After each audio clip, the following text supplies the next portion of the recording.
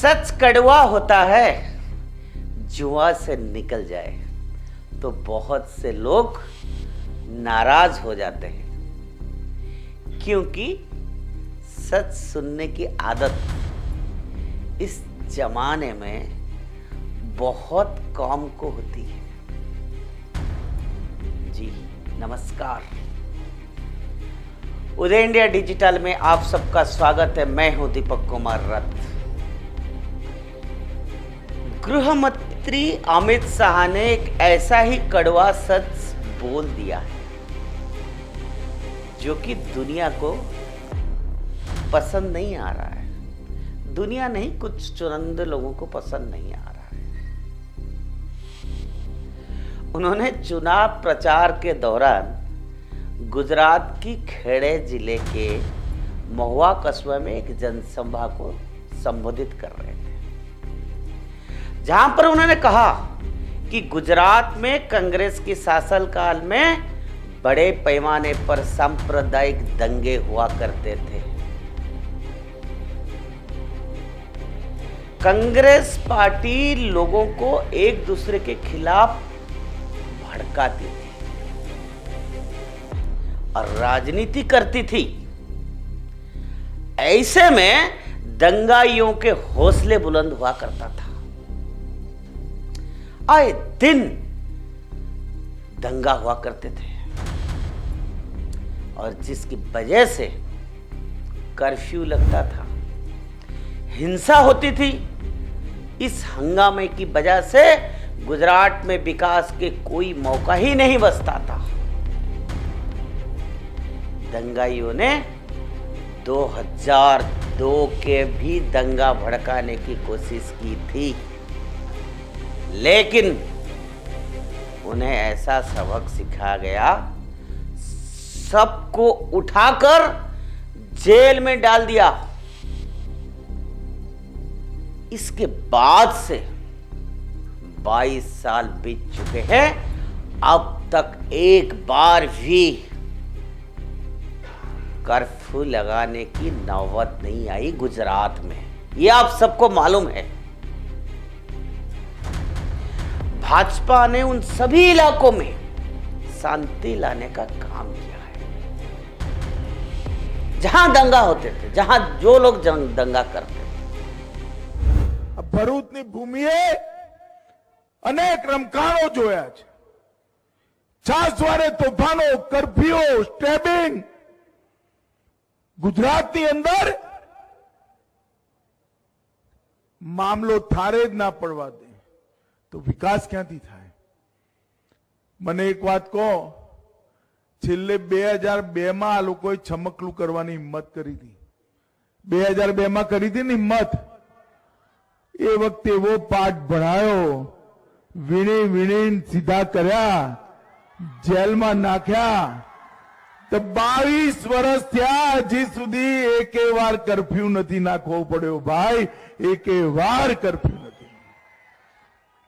આ ગુજરાતને કોમી રમખાણોની આગમાંથી વિકાસના રસ્તે લઈ જવાનું કામ આ भारतीय जनता पार्टी ना कमरे करू छे। भाई कमरे करू। आपने अमित शाह का बयान सुना अभी। उन्होंने जो कहा वो बेहद कड़वा तो है ही, क्योंकि सच किसको पसंद है। आजादी के बाद से लेकर साल 2002 तक गुजरात में दंगों की बहुत बड़ी लंबी इतिहास रहा है और भारतीय इतिहास में सबसे भयानक दंगा साल 1969 में गुजरात के अहमदाबाद में हुआ था। 1969 में, मैं आपको दोबारा बता रहा हूं। और उस समय गुजरात के मुख्यमंत्री कौन थे? कांग्रेस के हितेंद्र भाई देसाई, नरेंद्र मोदी नहीं थे। और देश के प्रधानमंत्री कौन थे? श्रीमती इंदिरा गांधी। और मैं आप सबको बता दूं, ये दंगा बहुत ही भयानक था। इस दंगे में हजारों की मौत हुई थी और लाखों लोग बेघर हो गए थे। ये सब बातें मैं आपको याद दिला रहा हूं, ये झूठी बात नहीं है, इतिहास के पन्नों पर लिखा हुआ है। इस दंगे में 2002 की दंगे से 8 गुना ज्यादा लोग मरे थे। याद है किसी को? पता है किसी को? 2002 की कंपेयर में 8 गुना ज्यादा लोग मरे गए थे। इसमें हिंदू और मुसलमान दोनों थे, लेकिन यह दंगा अब किसी को याद नहीं है। अब इसके बाद आया है 1985, जब केंद्र में स्वयं राजीव गांधी प्रधानमंत्री थे और गुजरात में माधव सिंह सोलंकी थे। ये भारत की इतिहास का सबसे लंबे समय तक चलने वाला दंगा था। ये देश इसको याद रखना चाहिए कि किस किस समय में कितना दंगा हुआ और वो दंगा कितने दिन तक, कितना महीना तक चला और कितने लोग बेघर हो गए, मरे। जिसकी आग गुजरात की गांव-गांव तक फैल गई थी। महीनों तक लोग एक दूसरे के खून प्यासी बन रहे थे। तब कांग्रेस की सरकार था गुजरात में। इस दंगे में कितने लोग मारे गए, इस बारे में आज भी कोई आंकड़ा मौजूद नहीं है। आंकड़ा मौजूद नहीं है। आगे मैं नहीं बोलना चाहता हूं। कई महीनों तक हिंसा चलती रही, लेकिन राज्य में सत्तासीन कांग्रेस सरकार कान मूंद कर बैठी रही।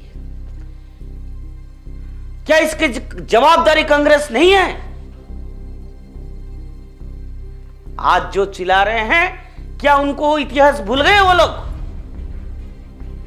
लेकिन बात यहीं तक नहीं थमती रहे।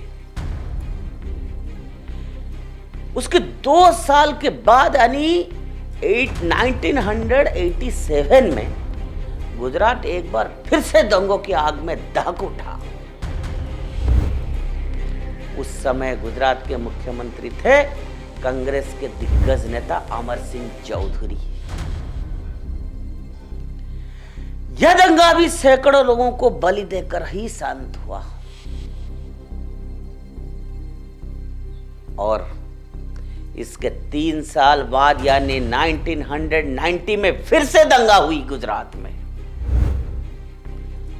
मैं बार बार आपको याद दिला रहा हूं, उस समय कांग्रेस नेता चिमन भाई पटेल मुख्यमंत्री की कुर्सी पर बैठे हुए थे। कान खोलकर सुन लीजिए, उसके शासनकाल में 2 बार गुजरात को दंगा का सामना करना पड़ा था। 1992 में गुजरात में फिर से बड़ा दंगा हुआ था और उसमें भी सैकड़ों जान गई। हमने आपको गुजरात के 5 बड़े बड़े दंगे के बारे में बताया, जो कि 1969, 1985, 1987, 1990 और 1992 में हुई है। लेकिन इसके अलावा भी कांग्रेस के शासनकाल में गुजरात में कई छोटे बड़े दंगे होते रहते थे और इन सभी दंगों में हिंसा और अमानवीयता की हद पार कर दी थी।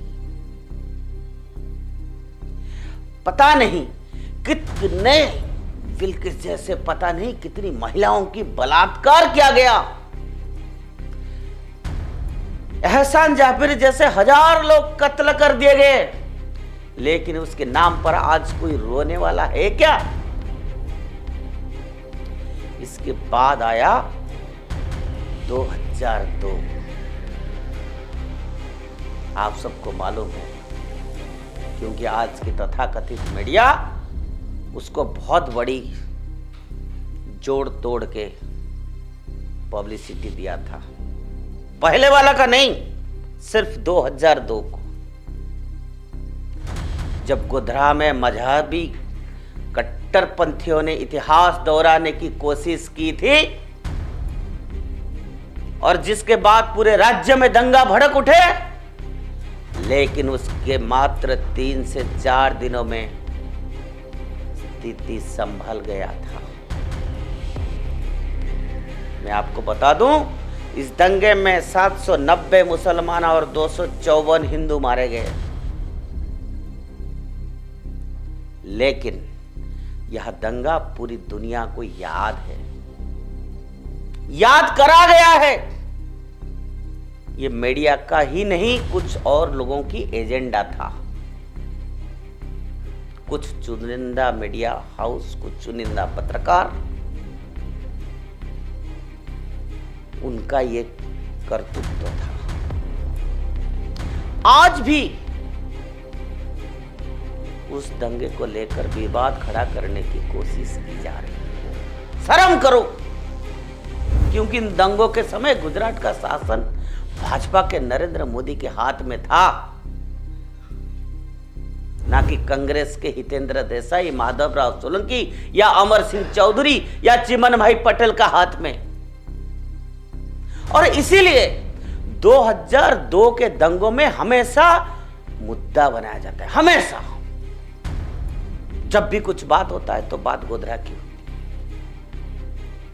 है। गृह मंत्री अमित शाह ने एक शब्द भी गलत नहीं बोला है। जो भी उन्होंने बोला है, आप एक बार उसको ध्यान से सुनिए, क्या बोला है गृह मंत्री ने।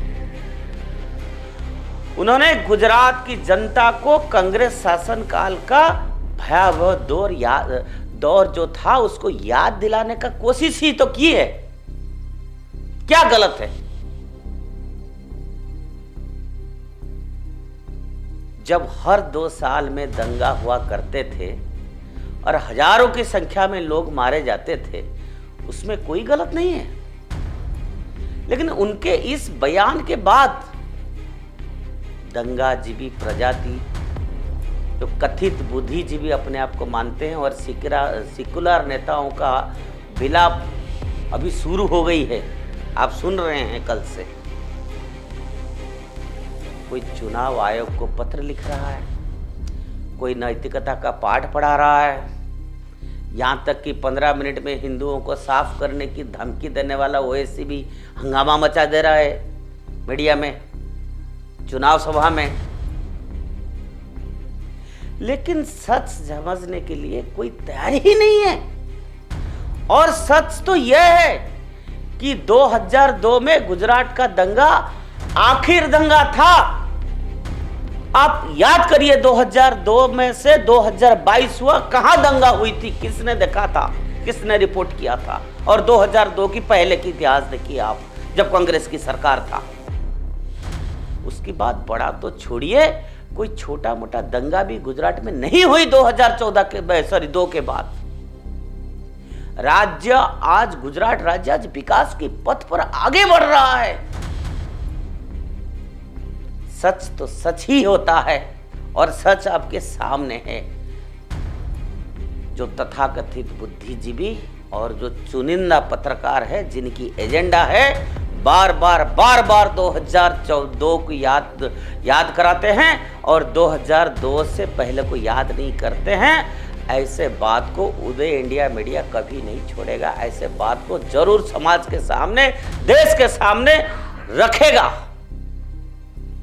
मुझे पता है गृह मंत्री का, अमित शाह जी का बयान बहुत लोगों को आज कष्ट दे रहा है, क्योंकि आज चुनाव का मैदान में खड़े हैं। लेकिन सच सच ही होता है।